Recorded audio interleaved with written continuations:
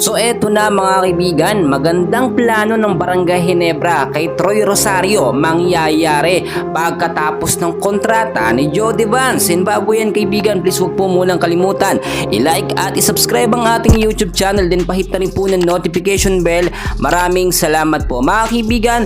Ang ganda po ng pinapakita so far ng Barangay Ginebra dahil nga po sa game 3 nila kontra sa Meralco Bulls, nakita naman natin ang napakalakas po na sistema ngayon ng Barangay Ginebra.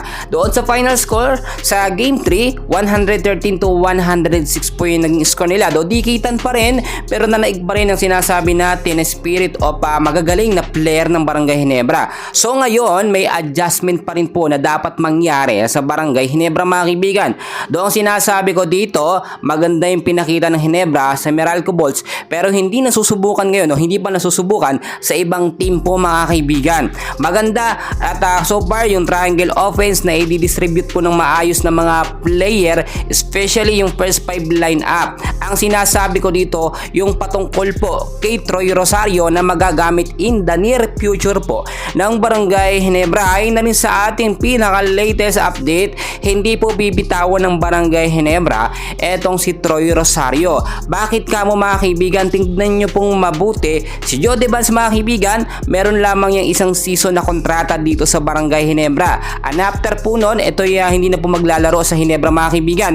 Tignan nyo to, dahil sa edad ni Jody Vance at dahil matagal siyang napahinga, isang taon lamang ang kanyang kontrata or isang season dito sa Barangay Ginebra. Sa update nating nakuha, si Troy Rosario ay may kontratang nakaabang na dito po sa Barangay Ginebra, which is hinihintay na lang din po ang approval nitong si Kume. Kung titignan nyo, wala din pala or wala pa rin talagang pinipirmahang kontrata si Troy sa mga kupunan dito sa PBA.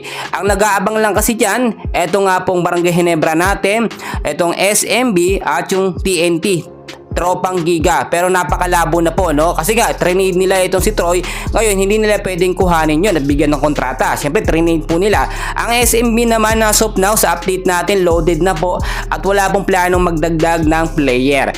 Sa Barangay Ginebra as of now kulang pa rin talaga ng big man. Aminado po tayo dyan.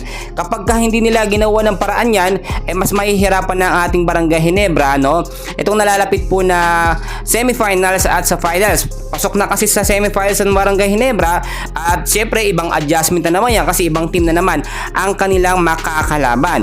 At yung tinutukoy ko dito, the near future ng Barangay Ginebra, kailangan mas makapag-adjust sila at mas malakas po yung sistema ng GIN po mga kaibigan. Troy Rosario may nakaabang na kontrata at hinihintay na lamang ang approval po ni Kume pagkatapos po ng kontrata nitong si Jody Vance.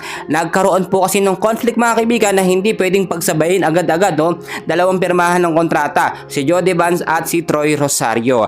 Hanggat wala pong kumukuha na PBA team dito kay Troy ay mananatili ang tsansa dito sa Barangay Ginebra. Yan po ang ating update and please huwag kalimutan i-like at i-subscribe ang ating YouTube channel. Maraming salamat po.